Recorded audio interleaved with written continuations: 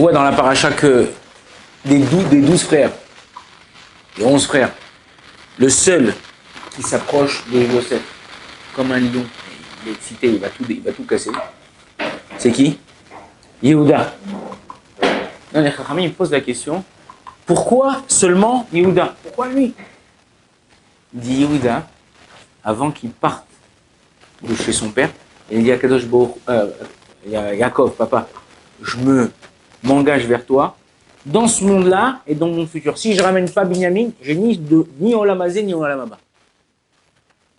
Il dit, alors quoi, Yaakov, qu'est-ce que tu t'en fous que lui, c'est ton fils aussi, c'est Yehuda. Qu'est-ce que tu t'en fous que ni Olam Hazé ni Olam Haba? Non, quand quelqu'un il donne sa parole, on doit prendre ça pour nous et pour tout le temps de chaque génération.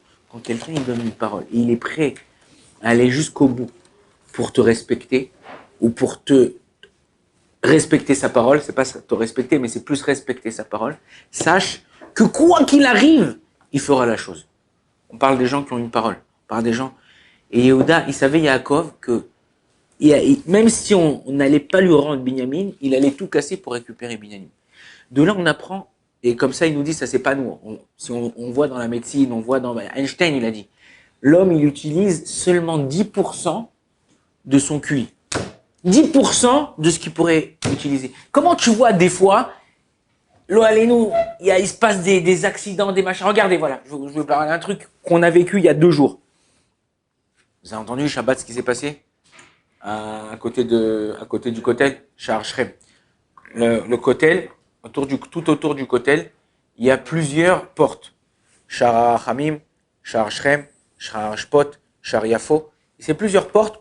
Par où on vient dans Jérusalem, on peut rentrer. Il y a une des portes, deux des portes,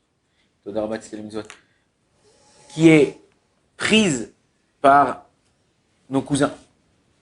Et c'est beaucoup plus court d'arriver au Kotel par cette porte. On passe par un marché, Shahar Shrem, le marché de Shrem, là-bas Shahar Shrem, et comme avec Yosef. Et qu'est-ce qui s'est passé là-bas? Un petit bacho, avoir 20-25 ans, il passe là-bas pour aller prier Mincha, parce qu'il ne restait pas trop d'heures, il voulait pour le Mincha et pouvoir revenir faire un Seudah Shlichit. Juste il passe et le mec il se retourne vers lui, coup de couteau. Mais non, un mec comme ça qui a jamais fait l'armée, tout le temps il étudie dans la yeshiva, tout ça. C'est pas se battre ce mec-là. L'autre il est tout le temps en train de lever des pierres, en train de lever des bâtiments, en train de lever du sable, en train de lever des brouettes, en train de lever des machins et tout. Il a de la force. Et ben, à ce même moment-là, il a réussi à se débattre, mettre un coup, machin, le repousser, machin. Et ben, il a été sauvé. Comment ça se fait? Parce que, Berega Emet, au moment de vérité, tu multiplies tes forces et tu multiplies tes capacités. En utilisant, voilà, je dis, vas-y, s'il te plaît, aide-moi à lever la table. J'utilise à peu près 10, 15, 20, 30% de mes capacités. Mais si chas v'shalom, chas v'chalila, il y avait un petit qui était bloqué là, je lève, tout seul, je lève la table. Comment c'est possible? Il y a 10 minutes, un quart d'heure, tu n'arrivais pas à lever avec moi. Non. On a des forces à l'intérieur qu'il faut savoir étudier et utiliser. Si toi, tu sais utiliser cette force qu'Akadosh Baruch Hu, il t'a donnée à l'intérieur, que quand tu prends quelque chose sur toi, je fume plus, j'arrête de fumer. Ah, c'est dur. Le Pirkei Avot, il dit comme ça. Les foum Sahara agra. Selon l'effort, le réconfort. Plus toi, tu vas t'investir, tu vas faire. Akadosh Baruch Hu, il dit, regarde, il a tenu ma parole. Il a tenu ce qu'il a fait, il s'est engagé vers moi, il a tenu. Et je vais pas le féticher, lui, je vais le faire exploser, il va kiffer. Je vais faire kiffer sa tête. Pourquoi? Parce que j'ai tenu, je vais pas, c'est tout. Je vais plus voir les meufs. Je retourne plus dans cette rue, je vais plus voir, je fume plus de shit, je vais plus de machin. Je parle pas pour ceux qui sont malades, qui ont le droit d'en fumer pour apaiser le mal. Mais, tu promets de faire quelque chose, tu fais quelque chose, tu t'es engagé vis-à-vis d'Akadosh Baruch Hu.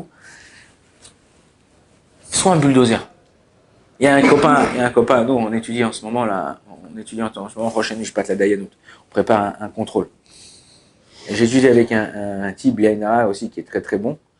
Et il m'a dit, on a un ami en commun qui a tout terminé. Il a tout terminé. Il m'a dit, lui, c'est un missile Tomahawk. Il m'a dit, Il va, jusqu'à qu'il n'a pas touché la cible, il s'arrête pas. Et jusqu'à qu'il explose tout. Donc en vérité, c'est ça. Nous, on doit essayer de se dire, on est, comme ça il dit chez les Chabad, Tzivot Hashem. On est des Chayalim d'Akadosh Baruch Hu. On n'est pas des Chayalim pour faire la guerre, pour mettre un drapeau et qu'on est content, on a mis un drapeau. Le drapeau, c'est important, ça représente certaines choses dans la Torah. Mais on est là pour faire Retson Hashem, pour faire la volonté d'Akadosh Baruch Hu. Si tu es là pour faire Retson Hashem, pour arriver au bout, c'est pas grave. Alors oui, c'est vrai, j'ai des galères à droite, j'ai des galères à gauche, j'ai machin, un truc. Mais c'est comme ça que tu franchis les étapes. C'est comme ça que tu grandis. C'est comme ça que tu deviens quelqu'un. C'est comme ça. Moi, je vous dis la vérité entre nous.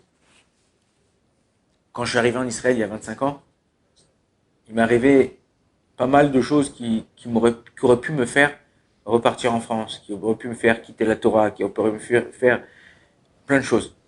Mais il y a vraiment des choses dures. Et je regarde après le temps, après ces 25 ans, je me retourne en arrière, je regarde. Et je dis merci à Hachem que je suis pas reparti en France. Merci à Hachem que j'ai pas quitté la Torah. Parce que je vois aujourd'hui tous mes potes, ou tous mes amis qui sont ou loin, ou qui sont à côté de la plaque, ou qui sont repartis. Je pense à quelqu'un spécialement qui est reparti, religieux, il habite à Méacharim. C'était dur au niveau parlassin. Il est reparti avec sa femme et ses gosses. Ils étaient comme ça, ils sont devenus comme ça. Ils étaient tous unis, partis, chacun ses enfants à droite, à gauche. Là, sa femme, ils ont divorcé, elle est partie, elle a quitté la Torah. Hachem, on est dans un monde de fous. On est dans un monde de fous. Quand tu écoutes les histoires qui se passent autour de toi, tu dis mais c'est pas possible. C'est des histoires de ouf.